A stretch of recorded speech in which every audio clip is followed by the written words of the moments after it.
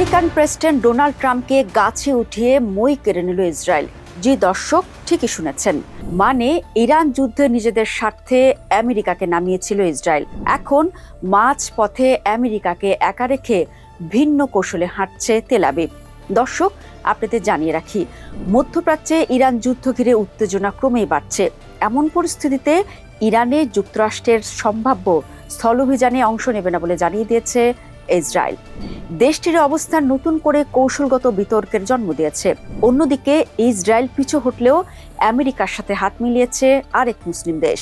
মুসলিম ভাই হয়েও ইরানের রক্ত ঝরাতে চাইছে সংযুক্ত আরব আমিরাত। ইসরায়েলি টিভি চ্যানেল 12-এর এক প্রতিবেদনে বলা হয়, আমেরিকা যদি ইরানের স্থল অভিযান চালায় তবে তাতে ইসরায়েল অংশ নেবে না। ওয়াশিংটন যখন যুদ্ধের পরিধি বাড়ানোর বিষয়টি বিবেচনা করছে, ঠিক তখনই তেল আবিবের অবস্থান সামনে এলো। টেলিভিশন চ্যানেলটি জানিয়েছে, যুক্তরাষ্ট্রের স্থলাভিযান শুরু করলেও সেখানে ইসরায়েলি সেনাদের অংশগ্রহণ থাকবে না। অর্থাৎ সম্ভাব্য অভিযান পুরোপুরি আমেরিকান বাহিনীর উপরে নির্ভর করবে। এদিকে ইসরায়েলের অবস্থান যুক্তরাষ্ট্রের ভেতরেও সমালোচনার জন্ম দিয়েছে। অনেকের অভিযোগ, ইসরায়েল নিজের সরাসরি যুদ্ধে অংশ না নিয়েও আমেরিকাকে একটি ব্যয়বহুল ও জটিল সংঘাতে জড়িয়ে দিচ্ছে। কিন্তু কেন এমন সিদ্ধান্ত নিয়েছে নেতানিয়াহু প্রশাসন? দর্শক, ইসরায়েলি সামরিক কর্মকর্তারা জানিয়েছেন, তাদের প্রধান ফোকাসই রয়ে গেছে বিমান হামলা ও দূরবর্তী লক্ষ্যবস্তুতে আঘাত করার উপর। এই নীতি অনুসারে ইসরায়েল কোনো স্থল অভিযানে অংশ নেবে না। তারা মার্কিন বাহিনীর সঙ্গে যৌথভাবে আকাশ ও রিমোট এরিয়াগুলিতে স্ট্রাইক পরিচালনা করবে, কিন্তু সরাসরি স্থল অভিযানে তাদের কোনো সামরিক ইউনিট পাঠানো হবে না।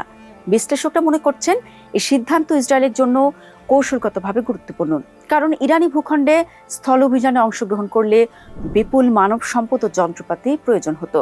তাছাড়া রাজনৈতিক চাপ ও আন্তর্জাতিক নিন্দা আরও বেড়ে যেত। ইসরায়েল চায় আকাশ থেকে আঘাতের মাধ্যমে ইরানের প্রতিরক্ষা ও লক্ষ্যবস্তুর উপর নিয়ন্ত্রণ বজায় রাখতে। এই প্রতিবেদন এমন সময় এলো যখন ইরানের সম্ভাব্য স্থল অভিযানের পরিকল্পনা নিয়ে যুক্তরাষ্ট্রে নতুন করে আলোচনা চলছে। পেন্টাগন সীমিত অভিযান সহ বিভিন্ন বিকল্প প্রস্তুত করছে বলে জানা গেছে। তবে হোয়াইট হাউস এখনো প্রকাশ্যে নিশ্চিত করেনি যে প্রেসিডেন্ট ডোনাল্ড ট্রাম্প এ ধরনের কোনো সিদ্ধান্ত অনুমোদন দিয়েছে কিনা। এদিকে আমেরিকার সম্ভাব্য স্থল অভিযানের জবাবে ইরান এরই মধ্যে কঠোর হুঁশিয়ারি দিয়ে রেখেছে। ইরানি কর্মকর্তারা বলেছেন, আমেরিকান সেনারা ইরানে প্রবেশ করলে তাদের ভয়াবহ পাল্টা আক্রমণের মুখে পড়বে। এক প্রতিবেদনে বলা হয়েছে, যুক্তরাষ্ট্র যদি স্থলবাহিনী পাঠায় তাহলে মার্কিন সেনাদের আগুনে পুড়িয়ে মারা হবে, এমন হুঁশিয়ারিও দিয়ে রেখেছে তেহরান। সামরিক বিশ্লেষকরা সতর্ক করেছেন, ইরানে স্থল অভিযান চালানো হলে তা ভিয়েতনাম যুদ্ধের মতো বড় কৌশলগত ভুল হতে পারে। শিকাগো বিশ্ববিদ্যালয়ের রাষ্ট্রবিজ্ঞানের অধ্যাপক রবার্ট পেপ বলেন, ভিয়েতনাম যুদ্ধ দেখিয়েছে কিভাবে আকাশ যুদ্ধ ধীরে ধীরে স্থলযুদ্ধে পরিণত হয়। তিনি সতর্ক করে বলেন, ইরান যুদ্ধেও একই ধরনের ইঙ্গিত দেখা যাচ্ছে এবং আগামী 10 দিন পরিস্থিতি কোন দিকে যাবে তা নির্ধারণ করবে।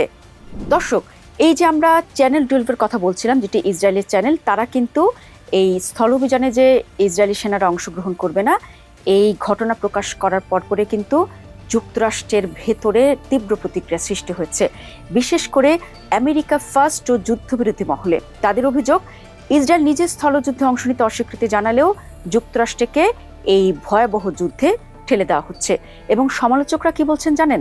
তাদের অভিযোগ, যে যুদ্ধ ইসরায়েলের স্বার্থে শুরু হয়েছে বলে মনে করা হচ্ছিল, তার ঝুঁকি এখন কেন মার্কিন সেনাদের কাঁধে চাপানো হচ্ছে? একজন প্রভাবশালী সামাজিক যোগাযোগ মাধ্যম ব্যক্তিত্ব ক্ষোভ প্রকাশ করে বলেন, তার চেয়ে আমরা ইসরায়েলি স্থল অভিযান চালিয়ে তাদের পারমাণবিক অস্ত্র সরিয়ে নেই এবং আমাদের অর্থ ফিরিয়ে আনছি না কেন। দর্শক, ইসরায়েলের স্বার্থে কিন্তু আমেরিকায় যুদ্ধে জড়িয়েছিল। এখন এই যুদ্ধে যখন পুরোপুরি যুক্তরাষ্ট্র জড়িয়ে গেছে, সেখান থেকে কৌশলে ইসরায়েল ঠিকই সরে গেছে। বিশ্লেষকরা সতর্ক করছেন, ইরান যুদ্ধ যুক্তরাষ্ট্রের জন্য খারাপভাবে এগিয়ে গেলে তা বিশ্বে মার্কিন শক্তির প্রভাব কমিয়ে দিতে পারে এবং পুরো অঞ্চলে মার্কিন সামরিক আধিপত্যের সীমাবদ্ধতা প্রকাশ পেতে পারে। এমন পরিস্থিতিতে ইসরায়েলকে আর কৌশলগত অংশীদার নয়, বরং এমন একটি রাষ্ট্র হিসেবে দেখা হতে পারে। কারণ ইসরায়েলকে কৌশলগত অংশীদার মনে করার কারণে এই সংঘাতের মতো ব্যয়বহুল ও জটিল যুদ্ধে টেনে এনেছে যুক্তরাষ্ট্রকে। দর্শক, এখানে কিন্তু একটি টুইস্ট আছে। আমেরিকার সাথে ইসরায়েল যোগ না দিলেও তাদের পানে চেয়েছে এক মুসলিম দেশ। কারা তারা? যারা এক মুসলিম ভাই হয়ে অন্য আরেক ভাইয়ের রক্ত ঝরাতে চাইছে। আমরা কিন্তু শুরুতেই সেটির একটি ইঙ্গিত দিয়েছি। চলুন বিষয়টি একটু খোলাসা করা যাক। যুক্তরাষ্ট্রের প্রভাবশালী সংবাদ মাধ্যম ওয়াল স্ট্রিট জার্নালের খবর বলছে, ইরান যুদ্ধে যোগ দিতে জোরালো প্রস্তুতি নিচ্ছে সংযুক্ত আরব আমিরাত। গুরুত্বপূর্ণ হরমুজ প্রণালী খুলতে আমেরিকা ও তাদের মিত্র দেশগুলোর সামরিক অভিযানে সহায়তা করবে দেশটি। প্রতিবেদনে বলা হয়, ইরানের পাল্টা হামলার জেরে উপসাগরীয় অঞ্চলে উত্তেজনা বেড়েছে। এ পরিস্থিতিতে পানিপথটির নিরাপত্তা নিশ্চিত করতে আরব আমিরাত সক্রিয়ভাবে সামরিক ভূমিকা নেওয়ার উপায় খুঁজছে। এমন পদক্ষেপ বাস্তবায়িত হলে উপসাগরীয় দেশগুলোর মধ্যে সংযুক্ত আরব আমিরাত হবে প্রথম যারা সরাসরি এই সংঘাতে যুক্ত হবে। এদিকে জাতিসংঘ নিরাপত্তা পরিষদের একটি প্রস্তাব উত্থাপনের দিকেও এগুচ্ছে আমিরাত, যাতে ইরানের বিরুদ্ধে সামরিক পদক্ষেপ নেওয়ার অনুমোদন পাওয়া যায়। একই সঙ্গে ইউরোপ ও এশিয়ার দেশগুলোকে নিয়ে একটি জোট গঠনের আহ্বান জানিয়েছে দেশটি, যাতে হরমুজ প্রণালী পুনরায় সচল করা যায়। তবে এই প্রস্তাবে রাশিয়া ও চীন বাধা দিতে পারে বলে ধারণা করা হচ্ছে। তবুও প্রস্তাব পাশ না হলেও সামরিক প্রচেষ্টায় সহায়তা দিতে প্রস্তুত আরব আমিরাত। এর মধ্যে মাইন অপসারণ সহ বিভিন্ন সহায়ক কার্যক্রম থাকতে পারে। তাহলে দর্শক, আমরা এই যে বিশ্লেষণটি করলাম সেখানে কি দেখলাম?